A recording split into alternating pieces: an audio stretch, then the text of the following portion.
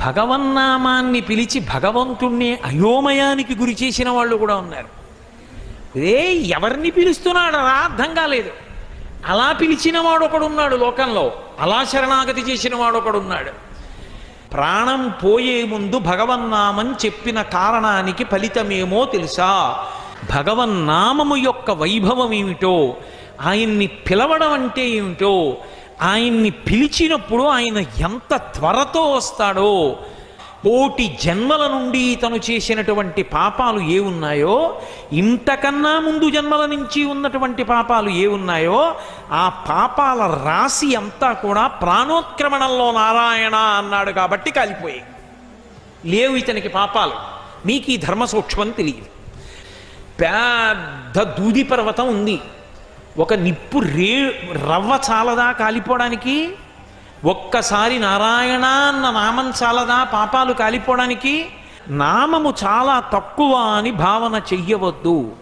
నామ సంకీర్తనము ఎంత గొప్పదో తెలుసా? భగవన్నామము చెప్పడానికి పెట్టి పుట్టి ఉండాలి. అది లేనినాడు ఆ నామం చెప్పేటటువంటి అదృష్టం పట్టదు. కూలిన చోట, కొట్టబడి కుండిన చోట, మహాజ్వరాదులన్ ప్రిలిన చోట, సర్పముఖ పీడలు పొందిన చోట, ఆర్తులై తూలిన చోట, విష్ణు భవదూరుని పేర్కొని రేనియ కాలుని యాతనా వితతి పూనరు కానరు దుఃఖభావముల్. భగవన్నామం ఎప్పుడు చెప్పచ్చు అంటే నియమం లేదు, ఎప్పుడైనా చెప్పచ్చు. గజేంద్రుడు ఎప్పుడు చెప్పాడు? ప్రాణం పోయాడు ఎప్పుడు చెప్పాడు? ద్రౌపదీదేవి ఎప్పుడు చెప్పింది? ఏకవస్త్ర అయ్యి ఉండగా చెప్పింది సభలో. ఒక మంత్రం చెయ్యాలంటే నియమాలు ఉంటాయి. కదలకూడదు, అంగన్యాస కరన్యాసాలు చెయ్యాలి, దాని మీదే దృష్టి పెట్టాలి, వెన్నుపాము నిటారుగా ఉంచాలి, జపం చెయ్యాలి. భగవన్నామం చెప్పడానికి నువ్వెక్కడున్నావన్న దానితో సంబంధం లేదు. ఆఖరికి మంచం మీదున్నా కూడా గోవిందనామం చెప్పచ్చు. దుస్వప్నే స్మర గోవిందం సంకటే మధుసూదనం కాననేనా రసింహశ్చ పావకే జలసాయినం జలమధ్యే వరాహంచ పర్వతే రఘునందనం. ఎక్కడున్నా భగవన్నామం చెప్తూనే ఉండొచ్చు. భగవన్నామం ఇప్పుడిప్పుడు చెప్పవలసి ఉంటుంది, ప్రయత్నపూర్వకంగా అలవాటు కావాలి. ఎలా అంటే కూలిన చోట అలా వెళ్ళిపోతున్నాడు, ఏదో పరదా అడ్డొచ్చింది, తూలేడు, పడిపోతున్నాడు. గబుక్కను నోటి వెంట నారాయణ అనో శివ అనో అనడం అలవాటు కావాలి. తూలిపోయాడు, భగవన్నామం నోటి వెంట రాలేదు, చిన్నబుచ్చుకోవాలి, అలవాటు కావట్లేదు. తూలిపోతేనే అనలేని వాణ్ణి రేపు ప్రాణోత్క్రమణంలో ఏమంటాను? కాబట్టి తూలిన చోట, కొట్టబడి కుందిన చోట. వేదిక మీద ఉపన్యాసం చెప్పి పైకి లేచాడు. పైన ఒక పెద్ద దూలం ఉంది, తల మధ్యలో ధమ్మని తగింది. కళ్ళ ముందేదో మెరుపు మెరిసినట్టయి ఒక్క లిప్త కాలం అన్నీ మరిచిపోయాడు, అసలు ఏం గుర్తురాలా. తర్వాత గుర్తొచ్చింది. అప్పుడు వెంటనే భగవన్నామం చెప్పగలవా? కూలిన చోట, కొట్టబడి కుందిన చోట, మహాజ్వరాదులన్ ప్రేలిన చోట. 104, 105 జ్వరం వచ్చేసి ఒంటి మీద తెలివి లేనప్పుడు భగవన్నామాన్ని పలవరించగలవా? మహాజ్వరాదులన్ ప్రేలిన చోట, సర్పముఖ పీడలు పొందిన చోట. అలా వెళ్ళిపోతున్నావు. అకస్మాత్తుగా త్రాచుపాము వచ్చి ఇలా పడగ విప్పింది. కేశవ, మాధవ, గోవింద, నారాయణ, మధుసూదన అనగలవా? లేకపోతే బాబోయ్ బాబోయ్ బాబోయ్ అంటావా? అలా సర్పముఖ పీడలు పొందిన చోట, ఆర్తులై తూలిన చోట, ఏదో ఒక కోరిక కోసం ఆర్తితో తూలిపోతున్నాడు. అప్పుడు భగవన్నామం గుర్తొస్తుందా? ఆర్తులై తూలిన చోట విష్ణు భవదూరుని పేర్కొని రేని. అప్పుడు కానీ విష్ణునామం చెప్పగలిగితే ఆ కాలుని యాతనా వితతి కానరు పూనరు దుఃఖభావముల్. యమధర్మరాజు గారి యొక్క దర్శనమే ఉండదు. అందుకే శంకరాచార్యులు వారు భజగోవిందం చేస్తూ ఒక మాట అంటారు. ఆ భగవద్గీత కించిదీత గంగాజలలవ కణికాపీత సకృతపియేన మురారి సమర్చ క్రియతే తస్య యమేన నచర్చ. యమధర్మరాజు గారు రావడం, అన్ని రమ్మండం, బాబోయ్ నేను రానండం, ఆయన పీకుతూ ఉండడం, మనం లాగుతూ ఉండడం ఏమి ఉండవు. హాయిగా భగవంతుని యొక్క పార్షదులు వచ్చి తీసుకెడతారు. అందుకే ఎప్పుడూ భగవన్నామము చెప్పవలసిందే. భగవన్నామము చెప్పేటప్పుడు భగవన్నామముగా చెప్పాలని నియమం లేదు. బిడ్డ పేరు పెట్టి పిలిచిననైన, విశ్రామ కేళినైన, పద్య గద్య గేయ భావార్థములనైన కమలనయను తలుప కలుషహరము. విష్ణుదూతలు చెప్తున్న మాటలు. పిల్లలకి భగవంతుడి పేర్లు పెట్టుకున్నాడు. పెట్టుకున్నందుకు ఆ పేరు పెట్టి పిలుస్తాడు. ఒరే కార్తికేయ ఇలా రారా అంటే, అమ్మ శ్రీకరి ఇలా రావే అన్నాడు. అస్తమానం భగవన్నామం పిలుస్తున్నాడు. ఎవరిని? తాత అయిపోయాడు కదూ భ్రాంతి మనవల మీద. ఆ మనవల్ని తలుచుకుంటాడు రోజు పరిమాట్లు. కార్తికేయుడు ఏం చేస్తున్నాడో, శ్రీకరి ఏం చేస్తోందో అంటాడు. భ్రాంతితో మనవల్ని గుర్తు తెచ్చుకు తలుచుకున్న భగవన్నామం చెప్తున్నాడు కాబట్టి పుణ్యం వస్తుంది. అది తుస్సు పుస్సు పెట్టుకుంటే పాపం వస్తుంది, వాడికి అభ్యున్నతి ఉండదు. కాబట్టి బిడ్డ పేరు పెట్టి పిలిచిననైన విశ్రామ కేళినైనా ఆఖరికి ఆడుకుంటున్నాడు. ఆడుకునేటప్పుడు నువ్వు రాముడి పక్షం, నేను కృష్ణుడి పక్షం. కృష్ణ పరివారం పేర్లన్నీ ఇటు పెట్టుకున్నాడు, రామ పరివారం పేర్లన్నీ అటు పెట్టుకున్నాడు. లక్ష్మణుడు అవుట్, భరతుడు అవుట్, శత్రుఘ్నుడు అవుట్ అంటున్నాడు. అలా అన్నందుకు హనుమ ఒక్కరిని మాత్రం పట్టుకోలేకపోతున్నాం. ఆ హనుమ ఒక్కరి వల్ల మళ్ళీ తరుంకూత వచ్చేస్తున్నారు, మళ్ళీ అందరూ వచ్చేస్తున్నారు అంటున్నాడు. అలా అస్తమానం ఆ నామాలు అంటున్నాడు కాబట్టి పుణ్యం. విశ్రామ కేళినైన పద్య గద్య గీత భావార్థములనైన, అది పద్యం కావచ్చు, గద్య కావచ్చు, గేయం కావచ్చు, భావం కావచ్చు, అర్థం కావచ్చు, భగవన్నామం ఉంటే చాలు. అందుకు కదూ పోతన గారు అంటారు, హరినామస్తుతి చేయు కావ్యము సువర్ణాంభోధి హంసావళీ సురచిభ్రాజితమై మానస సరస్ఫూర్తిన్ వెలుంగొందు శ్రీ హరినామస్తుతిలేమి కావ్యము విచిత్రార్థాన్వితంబయ్యు శ్రీకరమయ్యుండదయోగ్య దుర్మదనత్కాకోల కర్తాకృతిన్ అంటారు. ఆ భగవన్నామములతో కూడినటువంటి గ్రంథములకుండే విశేషం అది. కాబట్టి విశ్రామ కేళినైన పద్య గద్య గేయ భావార్థములనైన కమలనయను తలుప కలుషహరము, ఆయన్ని తలుచుకుంటే చాలు పాపములు పోతాయి. భగవన్నామం పలకడం ఎంత గొప్పదంటే, బ్రహ్మహత్యానేక పాపాటములకగ్ని కీలలు హరినామ కీర్తనములు, గురుతల్ప కల్మష క్రూర సర్పములకు గేకులు హరినామ కీర్తనములు, తపనీయ చౌర్య సంతమసంబునకు సూర్య కిరణముల్ హరినామ కీర్తనములు, మధుపాన కిల్బిష మదనాగ సమితికి కేసరుల్ హరినామ కీర్తనములు, మహిత యోగోగ్ర నిత్య సమాధి విధుల ఎలరు బ్రహ్మాదిసురులకు అందరాని భూరి నిర్వాణ సామ్రాజ్య భోగ భాగ్య ఖేళనంబులు హరినామ కీర్తనములు. భగవన్నామం పలకడం ఎంత గొప్పది అంటే, బ్రహ్మహత్యానేక పాపాటవులకగ్ని కీలలు హరినామ కీర్తనములు. బ్రహ్మహత్య లాంటివి మహాపాతకం. అటువంటి మహాపాతకమైనటువంటి బ్రహ్మహత్య లాంటి భయంకరమైనటువంటి పాపాలకి కూడా, బ్రహ్మహత్యానేక పాపాటవులకు, అటువంటి అరణ్యముల వంటి పాపాలకి కూడా దావానలం లాంటి, అగ్నిహోత్రం లాంటిది భగవన్నామాన్ని పలకడం. గురుతల్ప కల్మష క్రూరసర్పములకు గేకులు హరినామ కీర్తనములు. గురువుగారు లేని సమయంలో గురుపత్ని పడుకునుండగా ఆ తల్పం మీద పడుకోవడం, అంతకన్నా నోటితో కూడా మాట్లాడకూడదు. అటువంటి మహాపాతకం చేస్తే, అటువంటి పాతకమనేటటువంటి పాపానికి నెమళ్ళు లాంటివి భగవంతుని యొక్క నామాలు. కాబట్టి గురుతల్ప కల్మష క్రూరసర్పములకు గేకులు హరినామ కీర్తనములు, మధుపాన కిల్బిష మదనాగ సమితికి కేసరుల్ హరినామ కీర్తనములు. మద్యపానం చెయ్యడం అనేటటువంటి మదపుటేనుగుల గుంపులనేటటువంటి పాపముల సమూహాలకి సింహం లాంటిది భగవంతుని యొక్క నామ సంకీర్తనం. కాబట్టి మదపాన కిల్బిష మదనాగ సమితికి కేసరుల్ హరినామ కీర్తనములు, తపనీయ చౌర్య సంతమసంబునకు సూర్య కిరణముల్ హరినామ కీర్తనములు. దొంగతనం చేయడం, ప్రత్యేకించి బంగారం దొంగతనం చేయడం, బంగారం దొంగతనం చెయ్యడం లాంటి మహాపాతకమనబడేటటువంటి చీకటి పాలిట సూర్యకిరణముల వంటివి భగవన్నామ కీర్తనములు. అంటే అటువంటి పాతకాన్ని కూడా పోగొట్టగలిగినటువంటివి. అవి ఎంత గొప్పవి అంటే, మహిత యోగోగ్ర నిత్య సమాధి విధుల ఎలరు బ్రహ్మాది సురులకు అందరాని భూరి నిర్వాణ సామ్రాజ్య భోగ భాగ్య ఖేళనంబులు హరినామ కీర్తనములు. ఎప్పుడు సమాధిలో ఉండి భగవంతుణ్ణి అనుభవించేటటువంటి చతుర్ముఖ బ్రహ్మ వంటి వారు కూడా అనుభవించినటువంటి ఆనందాన్ని మనకి అందింపచేయగలిగినది ఏది అంటే భగవన్నామ సంకీర్తనమే. అంత గొప్పదయా భగవన్నామ సంకీర్తనం అంటే. అదేమైనా మాటలు అనుకుంటున్నావా? అటువంటి భగవన్నామాన్ని ప్రాణం పోయేటప్పుడు నారాయణాయంచు ఆత్మ ప్రలపించు, చనిపోయే ముందు అన్నాడు కాబట్టి కొన్ని కోట్ల జన్మల పాపాలు పోయాయి. లేవు ఇప్పుడు పాపాలు, పుణ్యాలు లేవు. ఎన్ని పాపాలు చేశాను. కన్న తల్లిదండ్రులు అన్నం పెట్టి పోషించి పెద్ద చేసి ఉపనయనం చేసి గాయత్రీ మంత్రం ఇచ్చి వేదాన్ని నేర్పి అగ్నిహోత్రాన్ని ఆరాధించడం నేర్పి విద్వాంసుణ్ణి చేసినటువంటి తల్లిదండ్రులకి అన్నం పెట్టకుండా ఇంట్లోంచి గెంటేశాను. కట్టుకున్న ధర్మపత్ని సంతానం కూడా కలగక ముందు అంతటి సౌందర్య రాశిని విడిచిపెట్టి ఒక కులటాలో అందం ఉందనుకుని ఆమె వెంట తిరిగి ఇల్లాలిని వెడలగొట్టాను. ఆఖరికి దొంగతనాలు చేశాను, కళ్ళు తాగాను, వేశ్యకి పిల్లల్ని కన్నాను. జీవితం పండుటాకైపోయింది, చేసిన పుణ్యం లేదు. అయినా నారాయణ అని ఒక్క మారన్నందుకు నాకు ఇంత అనుగ్రహమా? ఛీ, నా బ్రతుకేం బ్రతుకు. ఇప్పటికైనా సరిగ్గా బ్రతకడం నేర్చుకుంటాను. ఇక నా జీవితాన్ని పరబ్రహ్మము యొక్క నామోచ్చరణ ఎందు గడిపేస్తాననుకున్నాడు. ఓరి పిచ్చివాళ్ళల్లారా, అందరూ చచ్చిపోయే ముందు భగవన్నామని చెప్పగలరని మీరు అనుకుంటున్నారా? అందరూ భగవన్నామని చెప్పగలరా?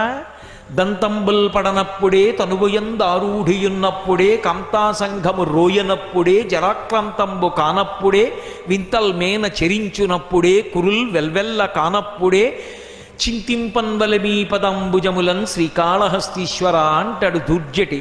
ఒంట్లో ఓపిక ఉన్నప్పటి నుంచి చెయ్యనటువంటి సాధన ఎప్పుడో పండుటాకులైపోయిన తరువాత సాధన చేసి భగవన్నామం మనసులో నిలబడాలంటే ఎందుకు నిలబడుతుంది? అది నిలబడదు. సాధన మొట్టమొదటి నుంచి చేసుకుంటూ చేసుకుంటూ చేసుకుంటూ విడితే ఆ భగవన్నామము నిలబడుతుంది. అందుకే మీకు ఇవాళ చెప్తున్నాను రా, మొట్టమొదట ఎవరిని తీసుకురావాలో చెప్తాను, బాగా జ్ఞాపకం పెట్టుకోండి అన్నాడు. ఎవరిని తీసుకురావాలి అంటే బాగా గుర్తుంచుకుని తీసుకురండి. తీసుకొచ్చేటప్పుడు లోకంలో పరమ పాపభూయిష్టమైనటువంటి జీవనాన్ని చేస్తున్నటువంటి వాళ్ళు కొంతమంది ఉంటారు. అటువంటి వాళ్ళు కలలోనైన శ్రీకాంతుని పాద పద్మముల్ దర్శింపలేని కర్మరతుల, ఎకశెక్కమునకైన ఇందిరారమణుని పేరు పలకంగలేని దుర్భాషితులను. ఆఖరికి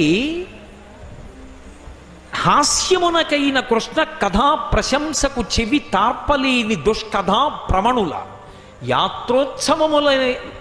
యాత్రోత్సవములనైన ఈశుని గుడి తోవ త్రొక్కలేని దుష్పదులను.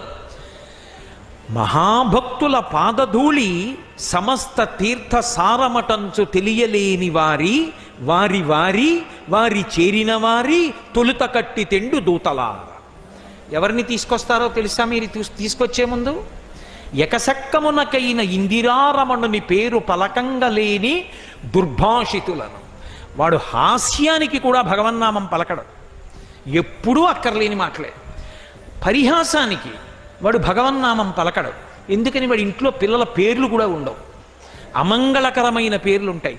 కొన్ని కొన్ని పేర్లు వింటే నిజంగా పేర్ల అర్థం భావిస్తే అలా పిలిచినందుకు ఆ పిల్లలు ఏమైపోతారో, అలా పిలిచి వీళ్ళు ఏమైపోతారో అనిపిస్తుంది. దానికి ఏం అర్థం ఉండదు. ఆ పేరు బాగా పెట్టుకున్నావా అంటే వాడికి అది నచ్చింది. ఎవడికి లోకంలో ఉండకూడదు ఆ పేరు. రావణుడికి ఉంది అలా, ఎవరూ పెట్టుకోలేదుగా రావణుడు అన్న పేరు. పేరు పెట్టుకోవడం కాదు, పేరు పెట్టి పిలిచినందుకు వాడికి మంచి విభూతి కలగాలి, పిలిచి నువ్వు తరించాలి, ఆ పేరు పెట్టుకోవాలి.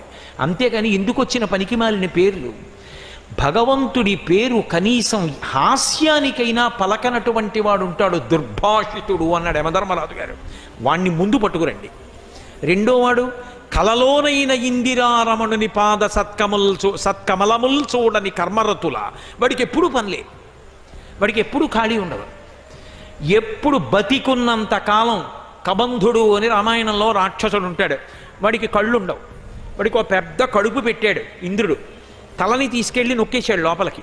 అందుకని వాడికి ఏం లేదు, నేను తినాలి కదా అన్నాడు. తినడానికి ఒక కడుపు పెట్టాను కదా అన్నాడు. మరి తినడానికి ఆహారం కావాలి కదా అన్నాడు. పెద్ద 2 చేతులు ఇస్తా, తడువు, ఏది దొరికితే తెచ్చుకు తింటుండు, కూర్చో. వాడు చేతులు పెట్టి తడువుకుంటూ ఉంటాడు, తింటుంటాడు. కబంధుళ్ళ వెళ్ళను, సంపాదించను, తేను, బ్యాంకులో వేయను, తిన్నో, పడుకోను, మళ్ళీ తిరగను, తీసుకొస్తూ ఉంటాను. వాడికి భగవత్ కార్యానికి ఖాళీ ఉండదు. ఎందుకు? ఆ మనుష్య జన్మ. సంపాదించద్దని లోకం అనలేదు, సంపాదించవలసిందే. కానీ ఇంక అదే కార్యక్రమమా? నీ జీవితం ఏమైపోతుంది? జీవుడు ఏమైపోతాడు? రేపు పొద్దున వెళ్ళిపోయాక ఇది పనిచేసుకుంటారు. కడుపున ఎంతమంది పుట్టారో అంతమంది పెట్టి భాగించేస్తారు. నువ్వు జీవుడు ఏమైపోతాడు? వాడు ఉన్నాడుగా, వాడి సంగతి కూడా చూసుకోవాలిగా. కాబట్టి కలలోనైన ఇందిరారమణుని పాద సత్కమలమల్ చూడని కర్మరతుల. చివరికి ఏదో హాస్యానికి కృష్ణుడు జారలీల చేశాడు, చోరలీల చేశాడు అని చెప్పి ఉత్తినే ఎకసెక్కం కోసమని కృష్ణ కథ విన్నాడు ఎవరో. అలా విన్నా పర్వాలేదు, కనీసం అందుకు కూడా విండవాడు. అది వినేదేమిటండి అంటాడు. అలాంటివన్నీ ముందు తీసుకురండి. అలాగే యాత్రోత్సవములనైన యాత్ర కడతాడు, ఉత్సవానికి కడతాడు. ఏం చేస్తాడు?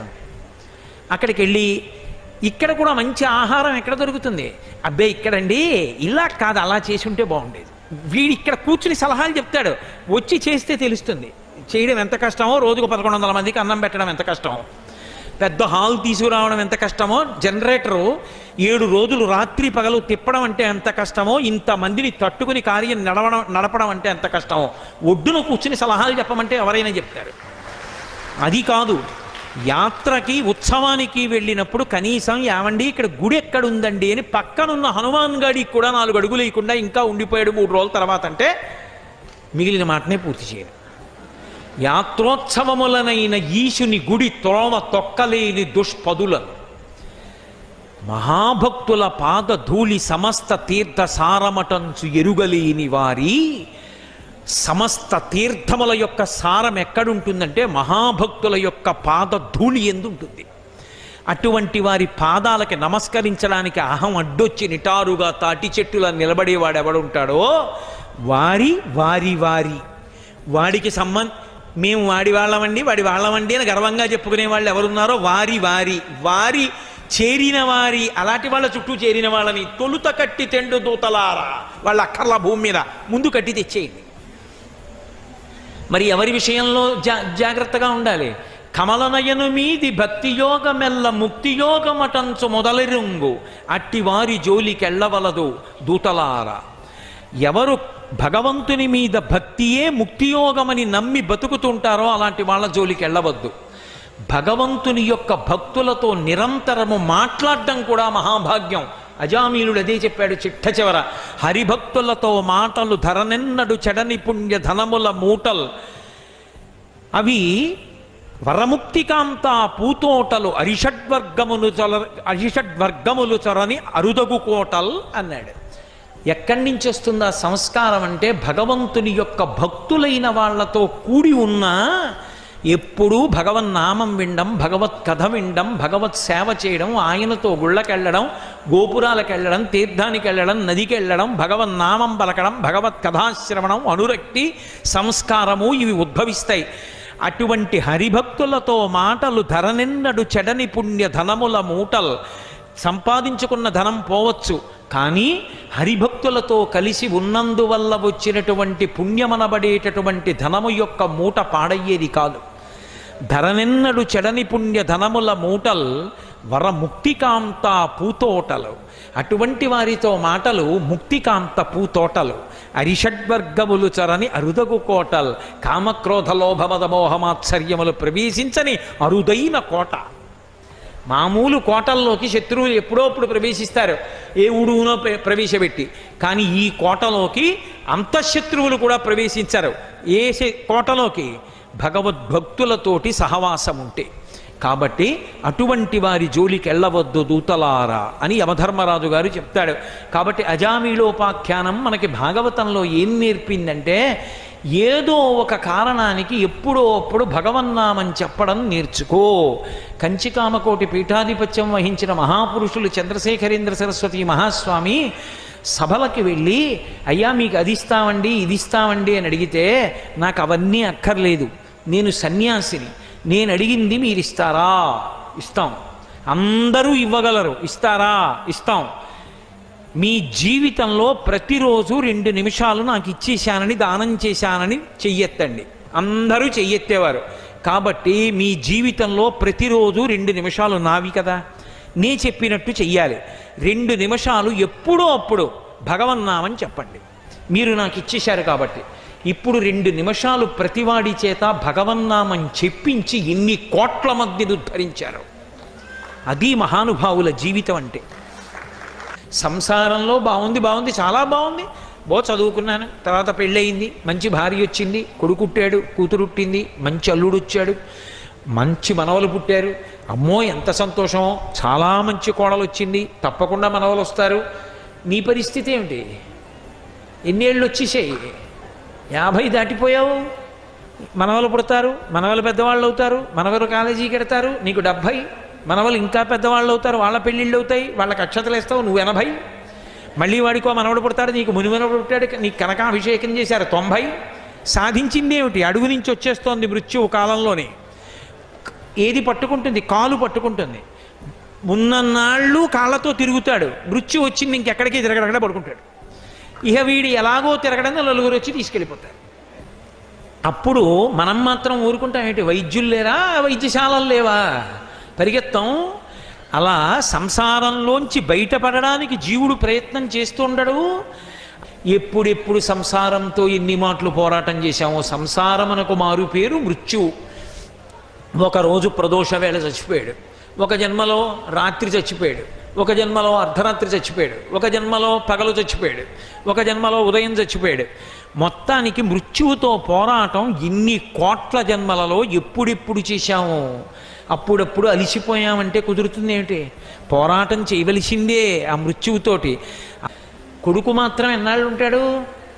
అమ్మ 2 నెలలు అయిందమ్మా సెలవు పెట్టి, నాన్నగారి సంగతి అలాగే ఉంది, మరి అవతలేమో వచ్చి జాయిన్ అయ్యి వెళ్ళండి, ఒక్క వారం రోజులైనా, లేకపోతే ఉద్యోగానికే ప్రమాదం అంటున్నారు. అమ్మ నేను వెడతాను, అంతకా ఏమైనా అయితే అమ్మ వెంటనే మెసేజ్ పెట్టంటాడు. అంతకా ఏమైనా అయితే అంటే కాబట్టి వాడు వెళ్ళిపోతాడు.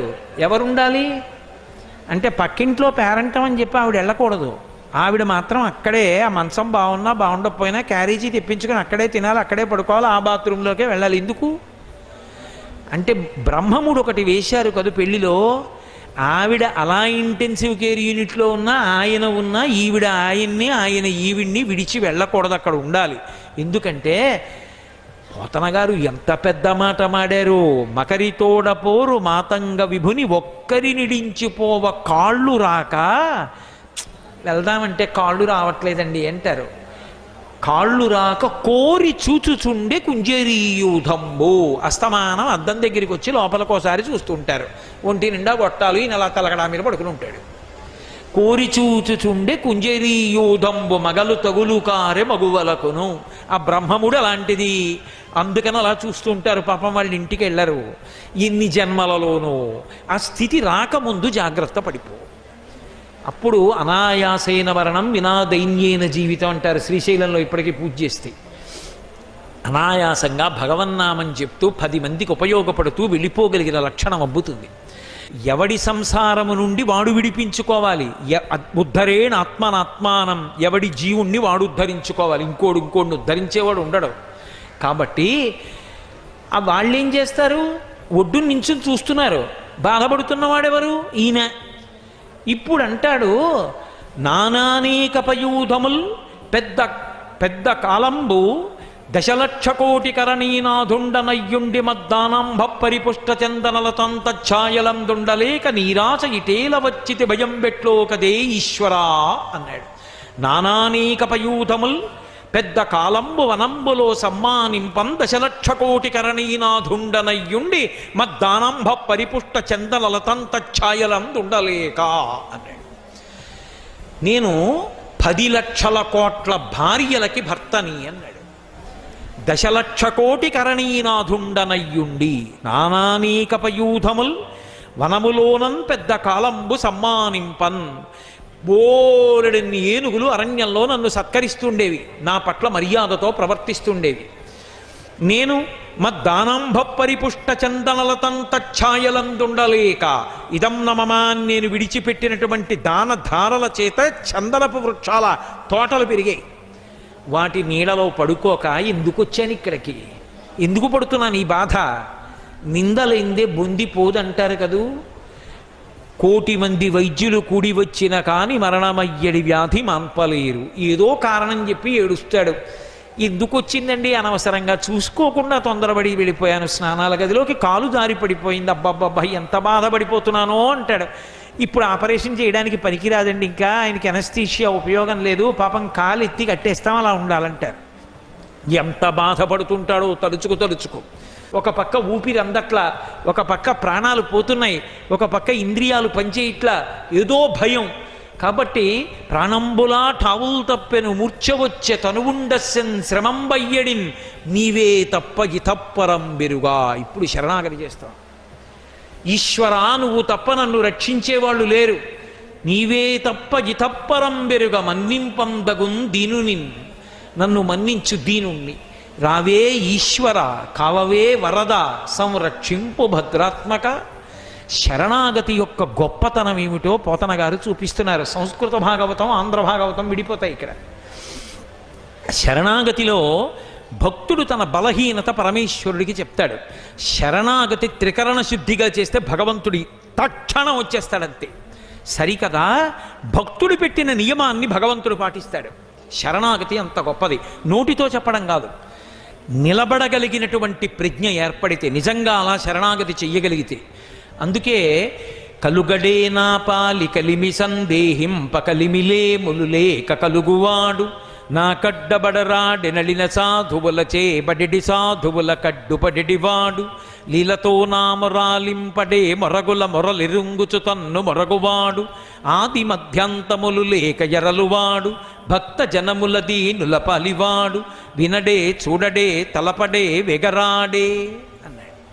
కలుగడే నా పాలి కలివి సందేహింప కలిమిలే ములులేక కలుగువాడు. పరమేశ్వరుడు ఇంతక పూర్వం నువ్వేం చేశావని నేను రావాలి అని అడగడు. ఆయన ఇతపూర్వం నువ్వు ఎలా ఉన్నావన్నది అనవసరం. ఇప్పుడు ఆయన పట్ల పరమభక్తితో నిలబడితే వచ్చేస్తాడు. డబ్బున్నవాడా డబ్బు లేనివాడా ఆయనకు అనవసరం. స్త్రీ పురుష పండిత పామర కులమత వర్ణ వర్గ విచక్షణలు కలిగినటువంటి వాడు భగవానుడు కాడు. కాబట్టి ఆయన కలుగడే నా పాలి కలిమి సందేహింప కలిమిలే ములులేక కలుగువాడు, నా కడ్డబడరాడెనలిన సాధువులచే బడిడి సాధువుల కడ్డుబడిడివాడు. సాధుపురుషులైనటువంటి వారికి కష్టం వచ్చినప్పుడు అడ్డుపడి ఆదుకునేటటువంటి కరుణార్ద్ర హృదయుడైనటువంటి ఆ భగవానుడు వచ్చి నన్ను రక్షించాలి. లీలతో నామరాలింపడే మొరగుల మొరలిరుంగుచు తన్ను మొరగువాడు. ఇక్కడ పోతన గారి భాగవతం విడిపోయింది. ఇది ఆయన దర్శనం, రామానుగ్రహం ఆయనకి. నేను శరణాగతి చేసి ఇంత కష్టంలో ఆయన్ని పిలుస్తున్నాను కాబట్టి ఏదో ప్రహ్లాదుడికి వచ్చినట్టు ఇక్కడి నుంచి ఇక్కడ రావడం కాదు, తనని తాను మరిచిపోయి రావాలి పరిగెత్తుని. లీలతో నామరాలింపడే మొరగుల మొరలిరుంగుచు తన్ను మొరగువాడు, ఆది మధ్యాంతములు లేక ఎలలువాడు, భక్త జనముల దీనుల పాలివాడు, వినడే చూడడే తలపడే వెగరాడే. మహానుభావుడి దీనుల యొక్క మాటలు ఈ పద్యాలకి అన్ని మాటలకి వ్యాఖ్యానం అక్కర్లేదు, అన్నీ అర్థమైపోతాయి. కాబట్టి అటువంటి భగవానుడు రావాలి. ఇక్కడ వరకు ఆంధ్రీకరించి ఓ కమలాప్త, ఓ వరద, ఓ ప్రతిపక్ష విపక్ష దూర, కుయ్యో కవియోగి వంద్య సుగుణోత్తమ, ఓ శరణాగతామరానోక, ఓ మునీశ్వర మనోహర, ఓ విమల ప్రభావ, రావే కరుణింపవే శరణార్థిని నన్ను కావవే అన్నాడు. ఓ కమలాప్త, కమలములకు ఆప్తుడైనటువంటి వాడా, వరద వరములనిచ్చేటటువంటి వాడా, సుగుణములు కలిగిన వాడా, కవుల చేత వర్ణింపబడినటువంటి వాడా, అటువంటి ఓ భగవానుడా నువ్వు బయలుదేరి వచ్చి నన్ను రక్షించాలి, నేను శరణాగతి చేస్తున్నాను అన్నాడు. ఇక కొస ప్రాణానికి వచ్చేసింది, ఇక ప్రాణం పోయేటటువంటి స్థితికి వచ్చింది. ఇప్పుడు రావాలి. ఎలా రావాలి? లీలతో నామరాలింపడే మొరగుల మొరలిరుంగుచు తన్ను మొరగువాడు. తనను తాను మరిచిపోయి రావాలి. తనను తాను మరిచిపోయి ఎలా రావాలి? పోతన గారి ఘంటం కదల్లా. ఎక్కడి నుంచి రావాలి? కలం నడవక ఘంటం అక్కడ పెట్టేసి భాగవతం మూసేసి కూతుర్ని పిలిచారు. అమ్మా నదికి వెళ్ళి స్నానం చేసి సంధ్యావందనం చేసుకొని వస్తానమ్మా అని బయలుదేరి వెళ్ళిపోయారు. ఇలా 4 అడుగులు బయటికి వెళ్ళారు, మళ్ళీ వచ్చారు. పోతన గారు నివాసం ఉన్న ప్రదేశం చూడాలి. ఆ ఇల్లు లేదు కానీ ఆ ప్రాంగణం తొక్కాలి ఒక్కసారి. ఆ మహానుభావుడు ఇలా బయటికి వెళ్ళారు, మళ్ళీ వచ్చారు. పోతన గారు, నాన్న సంధ్యావందనానికి ఎడతానన్నావు, అప్పుడే వచ్చామే అంది కూతురు. అమ్మా ఆలోచన వచ్చిందమ్మా అని పద్యరచన పూర్తి చేసి మళ్ళీ ఘంటం పెట్టి వెళ్ళిపోయారు. వెళ్ళిపోయిన కాసేపటికి మళ్ళీ పోతన గారు వచ్చి భాగవతం తెరిచి, ఈ ఘట్టం ఎలా పూర్తి చేయాలో తెలియట్లేదమ్మా, ఆలోచన రావట్లేదని దాంట్లోకి చూశారు. చూసి అమ్మా ఈ పద్యాలు ఎవరు రాశారని అడిగారు. నాన్నగారు మీరే కదా సంధ్యావందనానికి వెళ్ళి ఆలోచన వచ్చిందని మళ్ళీ ఇంట్లోకి వచ్చి ఏదో పూర్తి చేసి వెళ్ళారు అంది. పోతన గారి కన్నుల వెంట ఆనంద భాష్పాలు పడిపోయి, నా ఘంటం ఎక్కడ కదలలేదో అక్కడ రామచంద్ర ప్రభువే వచ్చి పూర్తి చేశాడు. ఎక్కడి నుంచి వస్తాడు అని ఆలోచించి వదిలిపెట్టేశాను, పూర్తి చేయలే. రామభద్రుడు వచ్చి పూర్తి చేశాడు. పలికిడిది భాగవతమట పలికించు విభుండు రామభద్రుండట, నే పలికిన భవహరమగునట పలికిద వేరొండుగాధ పలుకగనేలా. ఎక్కడి నుంచి రావాలి? అల వైకుంఠపురంబులో నగరిలో ఆమూల సౌధంబుదాపలమందారవనంతరమృతసర ప్రాతేందు కాంతోపలోత్పల పర్యంకరమా వినోదియగువాపన్న ప్రపన్నుండు విహ్వల నాగేంద్రము పాహీ పాహీయన కుయ్యాళించి సంరంభియై. ఎక్కడో అల వైకుంఠపురంబులో, వైకుంఠంలో, నగరిలో, అంతఃపురం ఉండేటటువంటి ప్రాంగణంలో, అమృత సరోవరం దగ్గర చంద్రకాంత శిలలతో చేయబడినటువంటి తల్పం మీద లక్ష్మీదేవి యొక్క కొంగు పట్టుకుని ఆడుకుంటున్నటువంటి శ్రీ మహావిష్ణువు. అందుకే రామకృష్ణ పరమహంసని శిష్యులు అడిగారు, అయ్యా మనం పెట్టేటటువంటి మొరలు భగవంతుడికి వినపడతాయా అని అడిగాడు శిష్యుడు. రామకృష్ణ పరమహంస అన్నారు, నీ ఇంట్లో కాస్త పంచదార తీసి 4 మూలలా చల్లు, వచ్చి తింటున్నటువంటి చీమలలోకి అతి తక్కువ పరిమాణంలో ఉన్నటువంటి చీమలొక దాన్ని పట్టుకో, జాగ్రత్తగా కాగితంలో పెట్టి పట్టుకుని స్వర్ణకారుడి దగ్గరికి తీసుకెళ్ళు, దాని కాళ్ళ ఆదికి గజ్జల పట్టాలు చేయించు, తొందరగా చేసి ఇచ్చేయమను కాళ్ళు పెరగకుండా. ఆ పట్టాలు తెచ్చి గజ్జల పట్టాలు చీమ యొక్క కాళ్ళకి పెట్టి విడిచిపెట్టు. చీమ గజ్జల పట్టాలు పెట్టుకున్న కాళ్ళతో నడుస్తున్నప్పుడు వచ్చినటువంటి శబ్దాన్ని కూడా పరమేశ్వరుడు వినగలడు. నీ మొరలు ఎందుకు వినబడవు? కాబట్టి ఎక్కడ ఉన్నవాడు విన్నాడు అంటే అల వైకుంఠపురంబులో నగరిలో ఆమూల సౌధంబు దాపల మందార వనంతరమృత సర ప్రాతేందు కాంతోపలోత్పల పర్యంకరమా వినోదయగువాపన్న ప్రసన్నుండు విహ్వల నాగేంద్రము పాహీ పాహీయన కుయ్యాళించి సౌరంభి అయి తనని తాను మరిచిపోయి రావాలన్నాడు కదూ. సిరికింజప్పడు శంఖచక్ర యుగముంచేదోజి సంధింపడే పరివారంబును జీరడభ్రగవతిన్ మన్నింపడాకర్ణికంతరథం మిల్లము చక్కనొత్తడు వివాద ప్రోద్ధిత శ్రీ కుచోపరి చైలాంచలమైన వీడడు గజ ప్రాణావనోత్సాహి.